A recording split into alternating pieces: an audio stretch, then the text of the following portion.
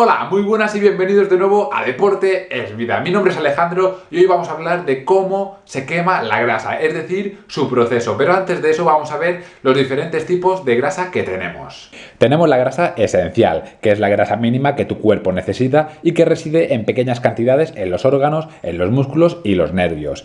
En los hombres está alrededor del 3-4% de nuestro peso corporal total y en las mujeres entre el 9 y 10%. En las mujeres cambia un poquito porque influye la grasa del tejido mamario, de las caderas, el abdomen y la pelvis, que esto es necesario para un buen funcionamiento reproductivo. Luego tenemos la grasa parda, que nos ayuda a quemar grasas, porque se activa metabólicamente cuando nos exponemos a temperaturas frías, así ayudando a consumir energía para producir calor. Vamos, que es nuestra calefacción corporal. Y los bebés tienen más grasa parda y a medida que se van haciendo adultos van perdiendo esa grasa, pero siempre les queda un poquito, siempre queda una reserva de esa grasa parda.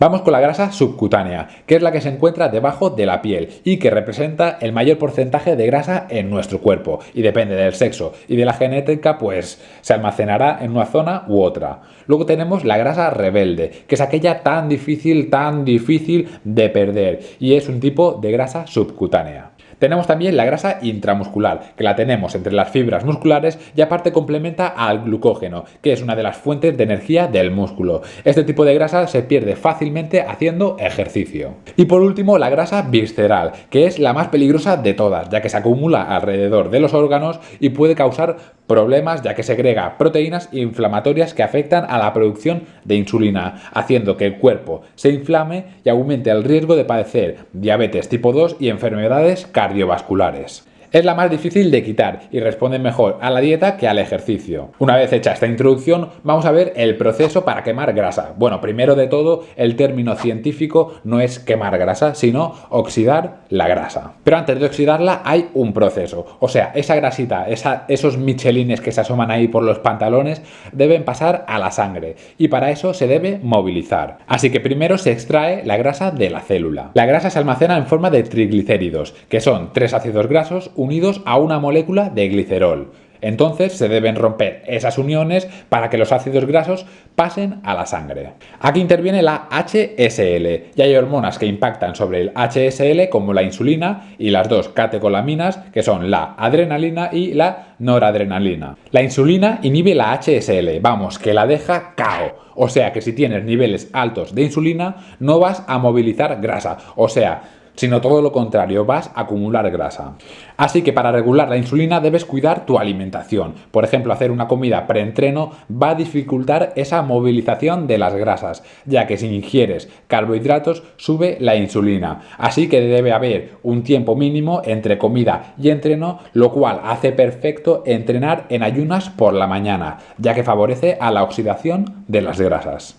Y al contrario que la insulina, las catecolaminas activan el HSL, es decir, que activan la movilización de las grasas. Y el ejercicio es lo mejor para activar estas hormonas. Así que para movilizar grasa debemos tener la insulina baja y la adrenalina y noradrenalina altas. ¿Qué pasa si ambas están elevadas? Pues que la insulina gana y esa grasilla pues permanecerá y no va a desaparecer. Vale, hasta aquí todo perfecto. Cuando hemos roto el triglicérido, este pasa a la sangre y se debe transportar a alguna parte del cuerpo para que sea quemado o oxidado, mejor dicho. Y finalmente, cuando se ha movilizado y se ha transportado, pero si no lo has oxidado, pues entonces todo este proceso se va a la mierda, ya que esos ácidos grasos buscarán una molécula de glicerol y esa grasilla se acumulará pues ahí en otro lado de tu cuerpo. Pero si es transportado a un músculo que necesita energía, para que se oxide debe cruzar la membrana de la mitocondria. Y entonces cuando ya la cruza, pues ya has oxidado esa grasa. También si tenemos mucho glucógeno en el hígado o en el músculo, menos grasa utilizará para obtener energía, ya que el glucógeno también es fuente de energía.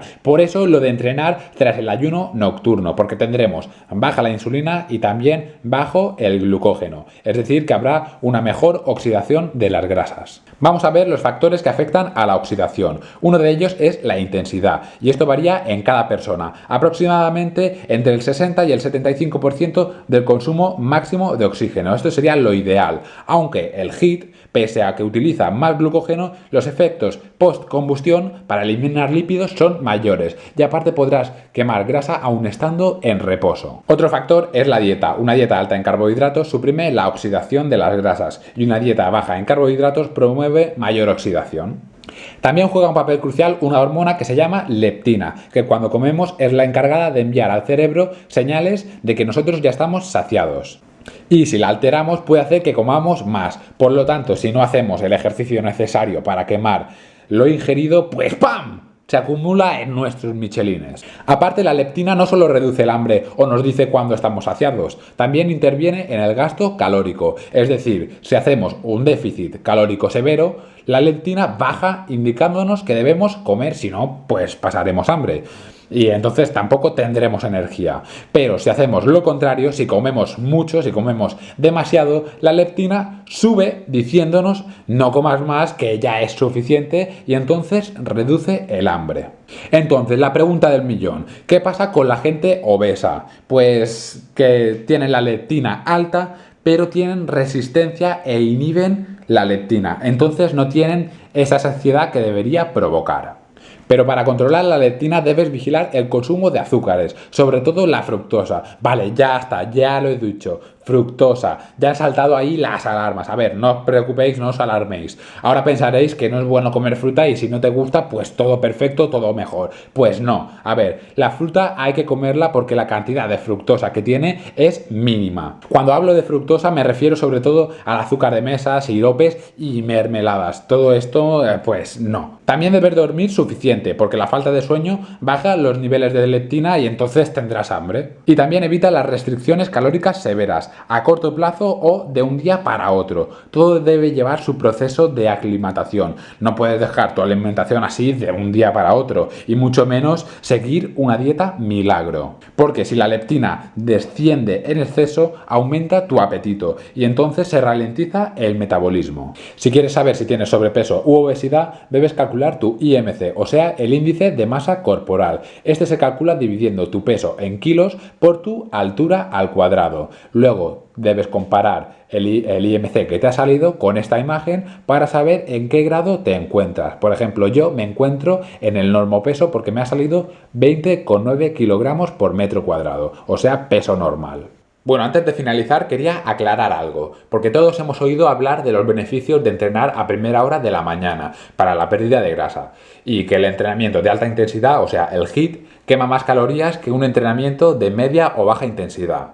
Vale, hasta aquí todo perfecto, pero el error es combinar estos dos conceptos y pensar que si entrenamos por la mañana en ayunas y entrenamos cardio a alta intensidad vamos a perder muchísimas calorías, porque esto no funciona de esta manera, ya que el entrenamiento de alta intensidad requiere gran cantidad de glucógeno, que a primera hora de la mañana y después de 8 horas de ayuno pues no están disponibles en la sangre, aparte de no rendir como toca.